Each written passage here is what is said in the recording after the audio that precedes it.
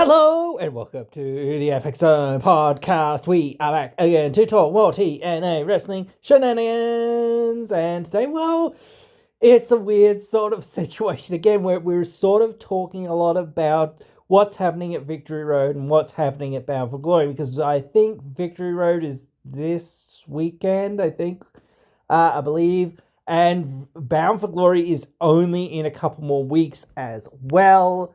So, yeah, we're right on that road to Bound for Glory.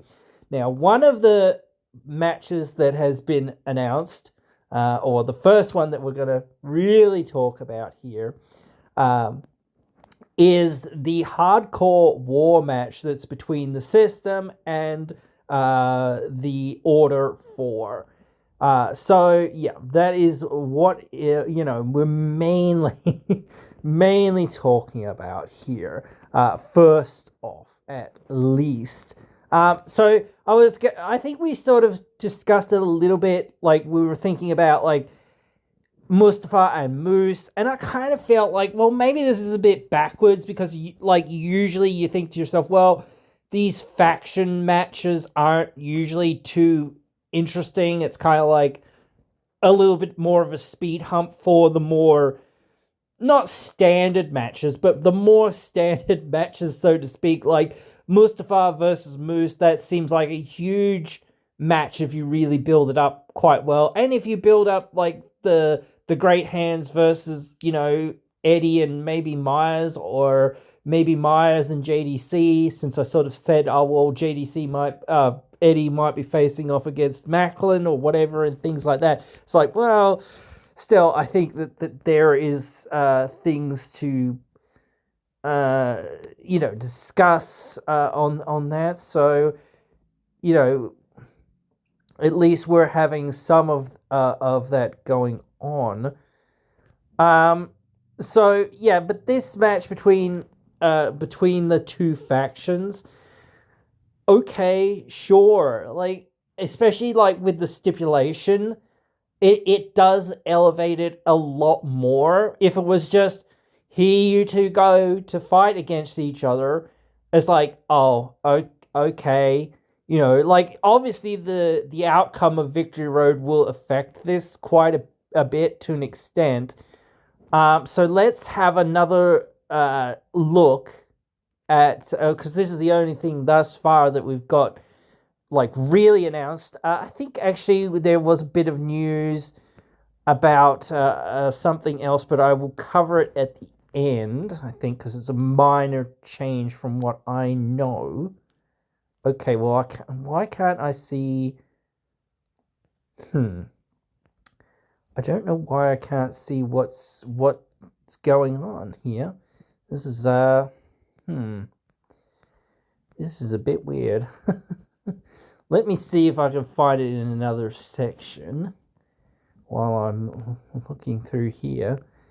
So this match, oh well, here we go. Here's one match that I've found that has been made official. We were talking about this a little bit.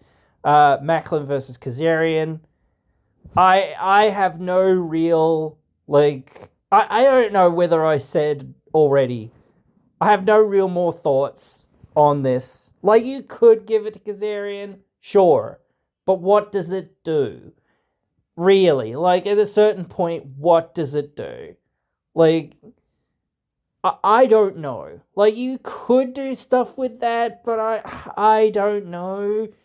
It still feels fairly early, and it feels like, as far as Macklin having won it, and it feels like this story has been thrown together, and it doesn't, like, though Kazarian has gotten some big wins here and there, it still feels like, there's not a great story here, and there's not, like, much you could do with it. Like, again, you could have stuff to do with Kazarian in this level, but it's like, so what kind of thing, I guess. So I can't really find anything else yet. I think that it might be coming up next week that I think it's Team 3D have their last interaction with the Hardys. So maybe I can find it if I'm lucky. But I think there was the idea that it will be a tables match or a TLC match or, Full Metal Mayhem. So that's somewhat obvious. So we'll wait to see what we're doing there with some of these things. Yeah,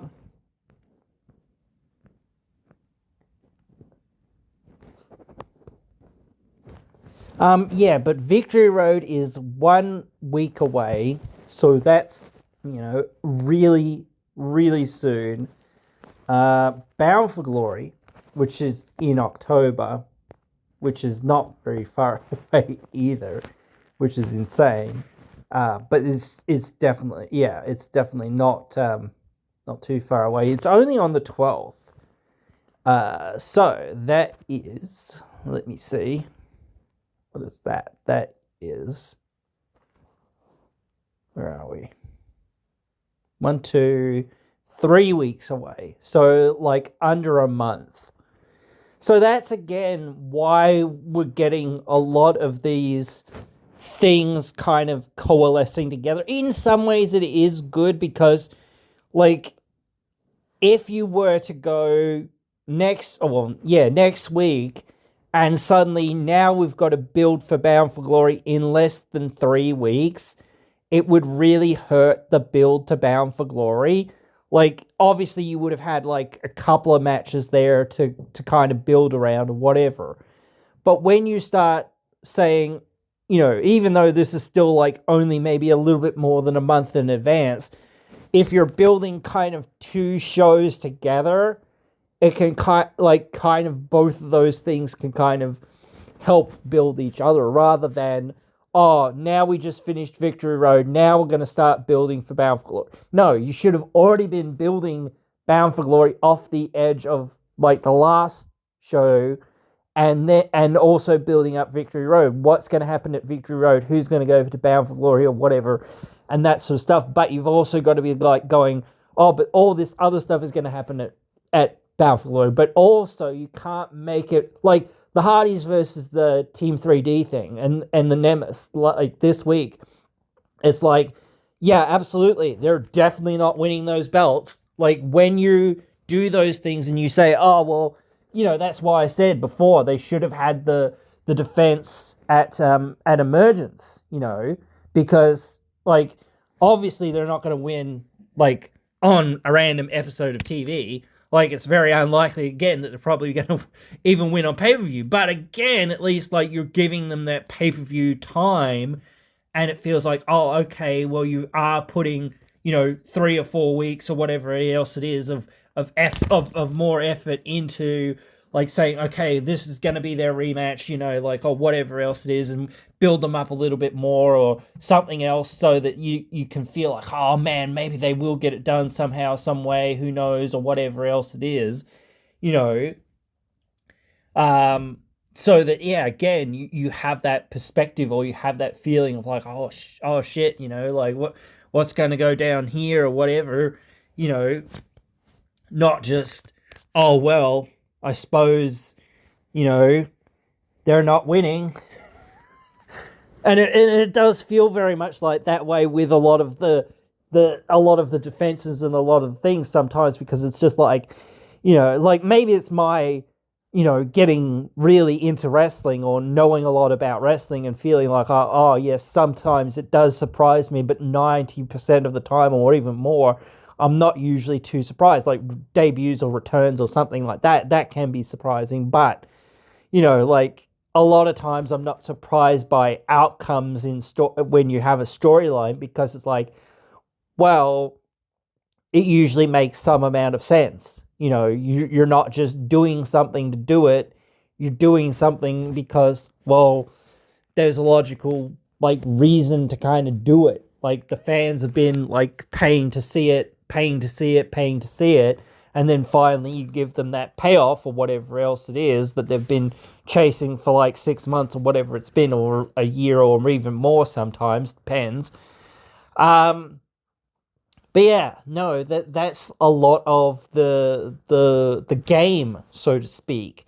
You know, um, you get to do these things and whatnot. But yeah, it does suck sometimes when you've got, you know, like seemingly such a big time match or such a big time thing, and it's like, oh well, we didn't like we didn't pull out our finger, or you didn't want to come to this show or whatever it was because you had other opportunities to go and wrestle somewhere else or something else or whatever it was. Well, yeah, you should have said, hey, no, no, no, no, no, no. Or I don't know what the situation exactly was there with Nick Nemeth, whether he said, oh, bugger this because you guys aren't, or not bugger it, but, bugger it because you guys aren't going to have us on the pay-per-view, so I'm just going to go and have some indie matches on that at that time or whatever it was. Or he was just like, oh, I've got some indie matches at that time, so it's not going to work out, and I've already made the commitment, which he shouldn't have done. Like, that was stupid. Like, but whatever.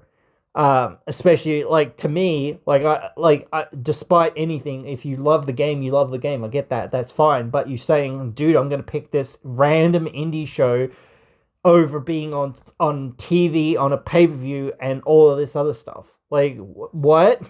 Like, even if the pay-per-view and the TV is gonna pay you less. Like, wait, what? You're gonna, like, what the heck, bro?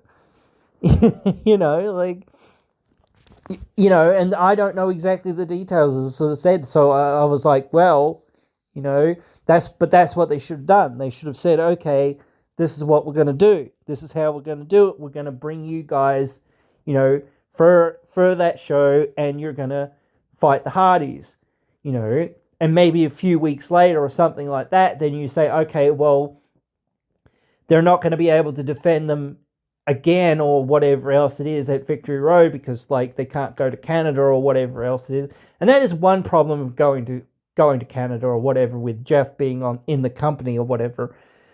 I don't know whether Mexico's the same. I don't know. I don't know the details. But again, like, you say things like that, you start saying, well, that's what you need to do. You need to start saying, well, yeah, even though I said before, like, maybe they should get out of the US touring and whatnot because the US market's kind of oversaturated with wrestling, and for one thing, and, like, the market's,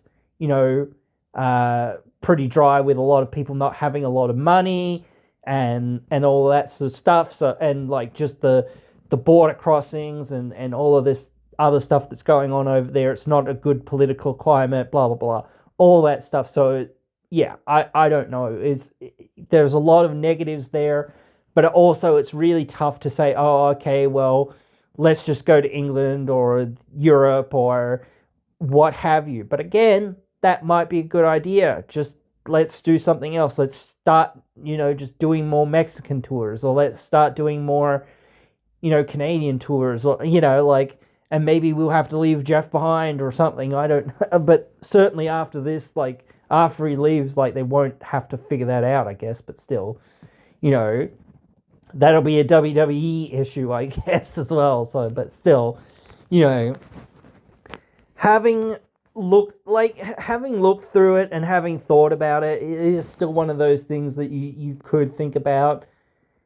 Like, because you're, like, the idea of, I think, often thinking of a title, you, like, if you give it to an established star, it's not for that established star to really hold onto. It's more for the younger guys or the newer guys or whatever else it is that you're trying to push into that space and say, okay, let's find some way to, get these young guys over so that they can rise up and be on the same level as, some of our established talent. It's tough in that tag team division because there's or whatever right now, because, like, until the Hardys leave, I don't think anything's really changing. And I think that, like, they have actually actively stifled, whether intentionally or unintentionally, they have actively stifled a lot of the younger talent being there, because like I said, like it is tough to say that these guys don't deserve the titles, because it is like the biggest thing that you could put on. There's nothing bigger than the Hardys versus Team 3D right now, but that's the freaking problem, that you haven't sat there and said, okay, let's build 2 or 3 other teams up as big as that and make them more important than the Motor City Machine Guns, make them more important than the Hardys, make them, better than the Hardys, get them over, by using the Hardys, have the Hardy, maybe like you have to have that where the Hardys do get the upper hand and do get their win, and whatever else, that's fine. But like, you've got to have these other guys actually like culminate somehow at some point. And that's where I was like with the Great Hands, or with with First Class. And I don't even know, it seems like Rich Swan's not even on TV anymore. I don't know what's going on there. So I'm trying to, and it's only going to be like a week away anyway. So like next week will be the last look at Victory Road. I'm not sure too much else that will be on the main card. I have the distinct feeling that we'll have some pre-show stuff, or some undercard stuff, or some kickoff stuff, or whatever you want to call it, that sort of stuff. But other than that, like, there certainly could be some other matches on that show. Obviously, Bound for Glory is still a way away. But the thing is, like I think most of the card now is kind of like starting to come together in some form, in some fashion. Maybe you need something bigger first. Like I still said, like, I don't know exactly what you're going to do with Macklin, but maybe you need something bigger for him. I wouldn't mind seeing him, do something really big at Bound for Glory. Like, I don't know what you're going to do, but I'd like it to see it. So, like, you could have him against Joe Hendry, maybe. I don't know. I don't think that'd work, but like, you could have it. And again, like, it really seems like, again, like Joe's, like I said before, in I think like one of the last videos, they said on an NXT show, hey, Bobby Roode saying, hey, you should focus on the NXT title. This is inferring, hey, he's going to be in NXT, maybe even for a little while, or whatever else it is. Is he going to win that title? I don't bloody know. Upon him going to WWE, which is really weird, again, because it's like, the fuck, dude? Like, you've spent like the last year of him being basically in NXT. So realistically, he should just, like, maybe he makes a short trip there and then has his main roster debut. I would prefer to see him like going to the main roster, if he's going to go to WWE, because like, at least then you can do more like stuff with him. You can sort of make him the second coming of John Cena, or whatever else it is, sort of thing. And I know, like, some people still want to see that match between him and Cena. I know some people do, and not everyone does, I know, but still, like, a lot of people kind of do. So, but will it happen? Who knows? You've got to look at seeing whether you're going to get some of these other guys going, and what they're going to do. Like I said before, like, you're going to have 5 or 6 matches easily just with the title matches. And like, not all like those title matches are going to be important, or as important as other things, because you're going to have your personal feuds and whatever. So yeah, you can't pad out a card. Well, not pad out, but you can't have too much stuff on a card, because it becomes like, well, now, half of these matches or whatever else it is don't get the time that they need, or whatever else it is. Even if you say, oh yeah, what have you, it's obviously not believable or not logical or not whatever that these guys or these people or whoever else it is are going to win, who cares? That's not the issue, Well, it is an issue, but it isn't the main issue. Because if you, even if you say, oh, wrestling's not about, having the best match, no, yeah, it isn't. Like I said before, you can have 1,000 5-star matches, but, trying to pop Dave Meltzer or whatever else it is. But if there's nothing that makes somebody care or whatever about that match and about that story and about that, thing, then it really isn't a 5-star, in my opinion. A 5-star match makes me not only wowed by the action, but makes me care about, the one of the wrestlers, even if I don't know the backstory. Just by their actions in the ring, I should be able to, in me, or even in their entrance, same sort of thing. I should be able to go, okay, so this is the young babyface or whatever else it is, or this is the babyface, this is the heel, this guy's, hated, this guy's loved, and this guy's an asshole, and that guy's, kind of a cool dude that people are getting behind and is on the rise, We wait to see where this, obviously it's going to have the, the young guys coming up eventually. But when? How? Where? How are they going to, all the things. That's the investment that I'll see, and, you see that action, the back and forth, the chess game that is wrestling.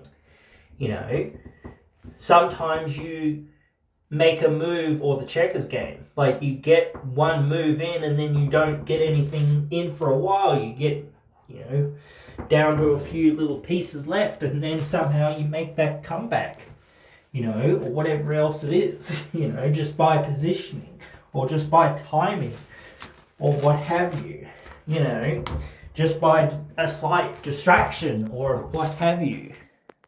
But anyway, I think for now, hopefully at least, that is the only updates that we have. Hopefully I haven't missed any. Someone will complain, I'm sure, if I have. But, again, next week we will have the final, look at what's happening at Victory Road. And then we have already been talking about Bound for Glory, as they have, been putting things together for Bound for Glory. And, maybe we won't have much to talk about because they might not put any, a whole lot more stuff together for Bound for Glory. But as far as updates, but we'll have some stuff to talk about, I'm sure, because as I said, you've got to think about the X Division title. I don't even think, the X Division... Oh, well, we have a match between Myron and Leon, but, what's happening at Bound for Glory? We haven't figured that out yet. And that's only 3 weeks away again, dude. So you've got to have something happen either at Victory Road or the night. I don't even know whether there's tapings after this this set. Let me just see. On the 26th, on the 25th, that's just a photo op. Victory Road 26th, photo op. Impact on the 27th. So that's the only taping before Bound for Glory. There's only one set of tapings before Bound for Glory. So, and then you've got Bound for Glory, which, like I said before, I think that's 2 or 3 weeks worth of TV. And it's not live episodes, like we said before, none of them are live episodes, though I think the week after Bound for Glory might be live. Who knows? Have to wait and see.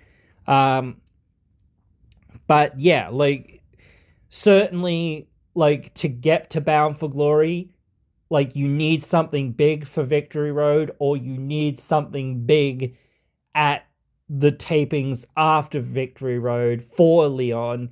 Same for Steve Macklin. Even if he's not going to be the international champion, which I highly doubt that he won't be. But again, that small little piece. What else? Who else? Like the Knockouts tag team titles, I think. But like, I don't know. I keep fluttering to think like that they wouldn't, like, maybe they'll do a like four knockouts match, like 4 teams or something. They've really only got 3 teams or whatever, but maybe they'll figure something out. I don't know. Or maybe something else. Maybe, something else. I don't know. I wanted to say, though, before I finished up, that I did think about, like, the idea of, like, 6 sides of steel for the Order 4 versus the System match. Now, I thought that won't work because the ring is a bit too small or whatever. Let's make it like Hell in a Cell, effectively. Let's, like, enclose the ringside area and have 6 sides of steel around the ringside area. Like, I think that would work better. And that's another, maybe you could do 2 rings, like, maybe, like, War Games. I don't know. But I think 6 sides of steel sounds like was such an iconic kind of thing, and Lethal Lockdown was such an iconic thing that you need to bring those things back. And if you're going to bring them back, you've got to think outside the box, so to speak, of how you can make those things happen. So make it like Hell in a Cell and have the cage around the ring, that sort of thing. So, but yeah, anyway, guys, those are my thoughts for now. Hope you guys have enjoyed this one, and hope you guys will join me again in another one.